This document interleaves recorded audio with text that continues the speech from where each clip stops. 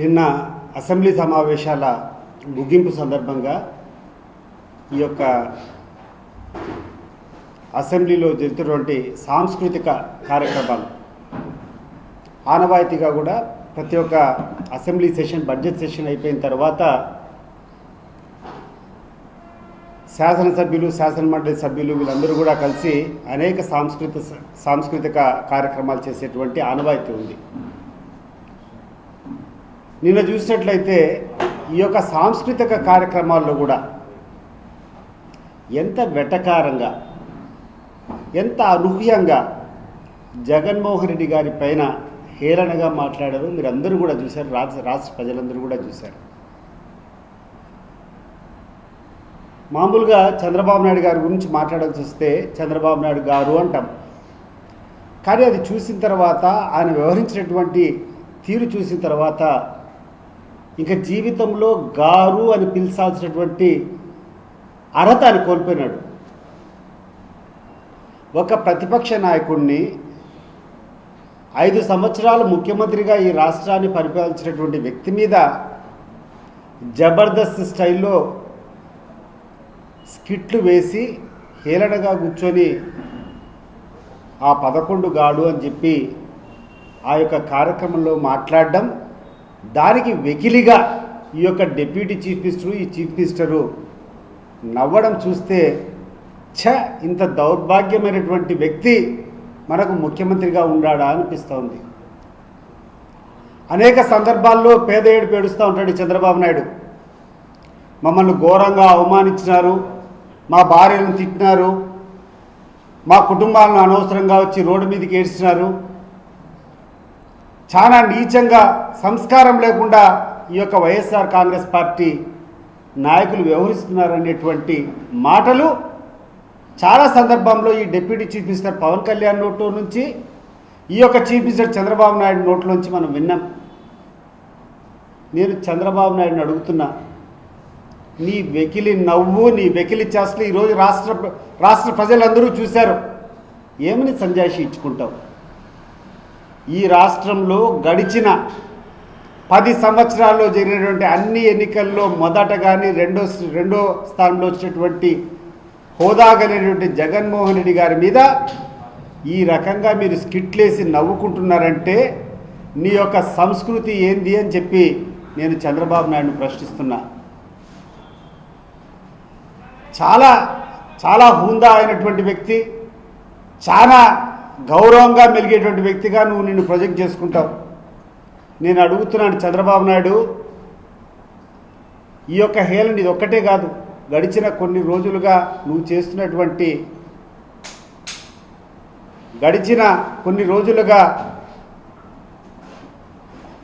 నీ యొక్క వ్యవహార శైలిని ప్రశ్నించదలుచుకున్నా. మామూలుగా భారతదేశంలో ఆడవాళ్ళను చాలా గౌరవంతో మనమందరం కూడా చూసుకుంటాం. బస్సుల్లో ఎక్కడ ప్రయాణం చేసినా ఆడవాళ్ళు ఎక్కడైనా నిలబడుకొని ఉంటే ఆడవాళ్ళని కూర్చోబెట్టాలని చెప్పేసి వాళ్ళకి సీట్లు కేటాయించి మగవాళ్ళు నిలబడుకునేటువంటి స్థానం. అటువంటి ఆడవారిలో ఆడతనం పక్కన పెట్టి నిస్సిగ్గుగా తొడగొట్టి నా కొడకల్లారా అని చెప్పి మాట్లాడినటువంటి వ్యక్తిని ఎమ్మెల్సీగా ఇవ్వడము అంటే ఏ రకమైనటువంటి సందేశాన్ని నువ్వు పంపించాలనుకున్నావు చంద్రబాబు నాయుడు? నెంబర్ 1, నువ్వు క్లారిటీ ఇవ్వు. హుందాతనం గురించి మాట్లాడినప్పుడు దీనికి నువ్వు సమాధానం ఇవ్వు. ఏ అర్హత ఉండి గ్రీష్మ అని చెప్పేసి ఒక అమ్మాయి తొడగొట్టి నా కొడకల్లారా బస్సుల్లోంచి లాగి కొడతానని చెప్పినటువంటి వ్యక్తిని నువ్వు ఎమ్మెల్సీ ఇచ్చినప్పుడు నీ యొక్క సంస్కృతి ఏంది? నువ్వు ఆ అమ్మాయికి ఎందుకు నువ్వు ఎమ్మెల్సీ ఇచ్చినావు ఒకసారి చెప్పుకోవాల్సినటువంటి బాధ్యత చంద్రబాబు నాయుడు గారికి ఉంది. మరి ఈ ప్రాంతంలోనే అనేక మంది నాయకులు ఉన్నారు. 3 సార్లు 4 సార్లు 5 సార్లు శాసనసభ్యులు అయినటువంటి వాళ్ళు ఉన్నారు. అత్యధికంగా చదువుకున్నటువంటి క్వాలిఫికేషన్స్ ఉన్నటువంటి వ్యక్తులు ఉన్నారు.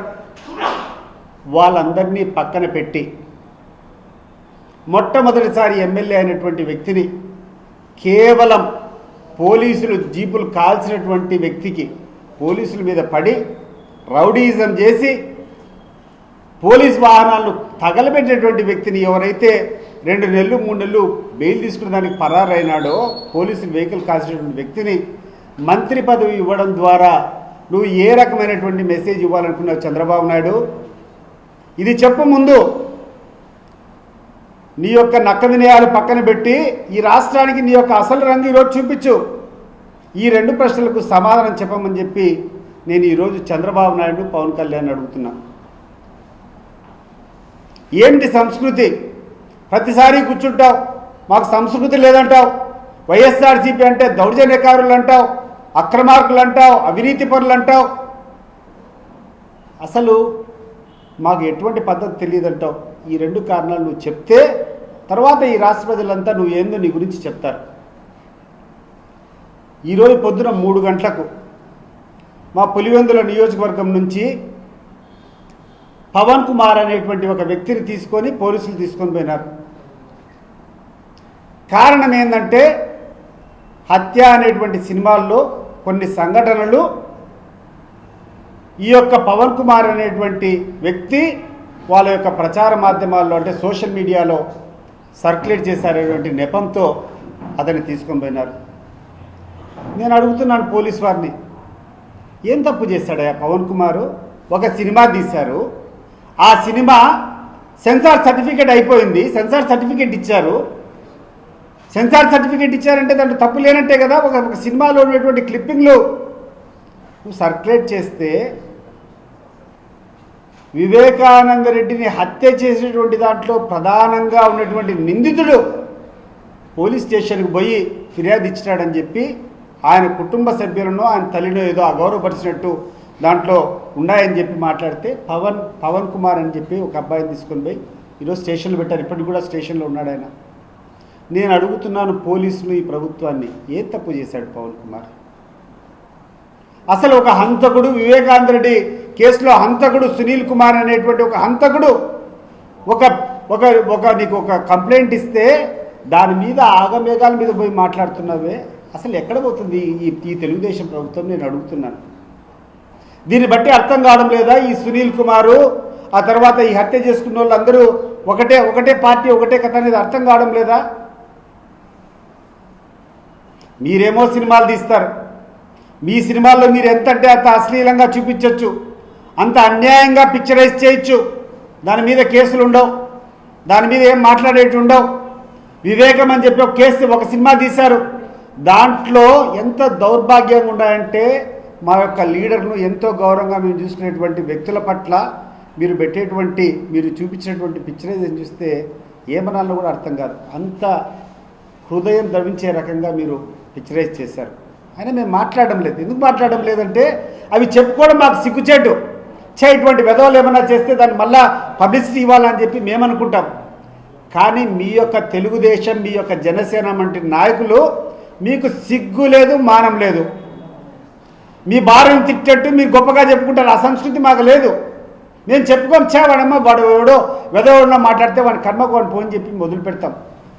అవి చూపించి మీరేమో ఒకవైపు సానుభూతి పొందాలని ప్రయత్నం చేస్తారు, ఒకవైపు మాకు సభ్యత లేదని చెప్పి మీరు చూపించే ప్రయత్నం చేస్తారు, ఒకవైపు సింపతి పొందేదాన్ని మీరు ప్రయత్నం చేస్తారు. మాకున్నటువంటి హుందాతనం ఏంటంటే ఎవడైనా చౌకబారుగా వాడు వివరిస్తే అటువంటి వెధవడిన ప్రవర్తిస్తే అవి మళ్ళా మనం చెప్పుకోవడం మనకే సిగ్గుచేయడం చెప్పి దాని గురించి మేము పట్టించుకోకుండా పోవడం, దాన్ని ఆసరాగా తీసుకొని ఈరోజు మా పార్టీ క్యాడర్లను, మా పార్టీ లీడర్లను అసభ్యతకు మారుపేరుగా మీరు ప్రచారం చేస్తున్నారు, అశ్లీలకు మారుపేరుగా మా పార్టీ లీడర్ని ప్రొజెక్ట్ చేస్తున్నారు. నేను అడిగినటువంటి ప్రశ్నకు సమాధానం చెప్పు చంద్రబాబు నాయుడు అండ్ పవన్ కళ్యాణ్ మీ ఇద్దరు. అసెంబ్లీలో జరిగినటువంటి సాంస్కృతిక కార్యక్రమాల్లో మీ వెకిలి చేష్టలు ఎప్పుడు నవ్వడు చంద్రబాబు నాయుడు. ఏ రోజు కూడా నవ్విన పాపాన పోలే. అటువంటి వ్యక్తి వెకిలిగా సునకానందంతో కొట్టుమిడిచి అని గచ్చబెట్టి నవ్వినాడు. ఏమయ్యా అంత నవ్వు ఎందుకు వచ్చింది నాకు అర్థం కావడం లేదు చంద్రబాబు నాయుడు. చెప్పు ఒకసారి. నీ భార్యను ఎవడైనా అన్నప్పుడు నువ్వు పడతావు అదే మాట? అప్పుడు రాదే నీకు నవ్వు? ఇప్పుడు ఎందుకు వచ్చింది నవ్వు అని అడుగుతున్నా. మరి నువ్వు కూర్చొని మాట్లాడతావు నిజాయితీ గురించి, నీతి గురించి, అసభ్యత గురించి, అశ్లీలత గురించి. ఇవన్నీ మానుకోమని చెప్పి నేను చంద్రబాబు నాయుడికి హితవిస్తూ, ఆయన అసలు రంగు ఈ రెండు సంఘటనలు బట్టి బేరీజు వేసుకోవాలని చెప్పి ఈ రాష్ట్ర ప్రజలకు అందరికీ కూడా నేను మరొక్కసారి మనవి చేసుకుంటున్నా. ముగ్గురికి తెలుగుదేశం పార్టీ తరఫున ఎమ్మెల్సీలుగా ఇటీవల ఇవ్వడం జరిగింది ఎమ్మెల్యే కోటాలో.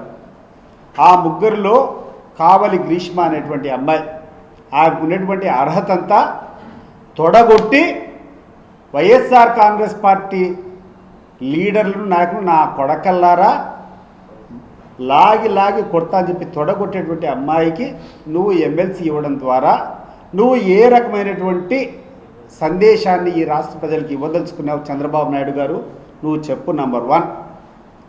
నంబర్ 2, ఈ రాష్ట్రంలో అనేక మంది, ఎస్పెషల్లీ ఈ జిల్లాలో, ఈ రాయలసీమలో అనేక మంది రెడ్డి కులంలో బాగా చదువుకునేటువంటి వ్యక్తులు ఉన్నారు, క్వాలిఫైడ్ పర్సన్స్ ఉన్నారు, రాజకీయాల్లో అనేక పర్యాలు గెలిచినటువంటి వాళ్ళు ఉన్నారు.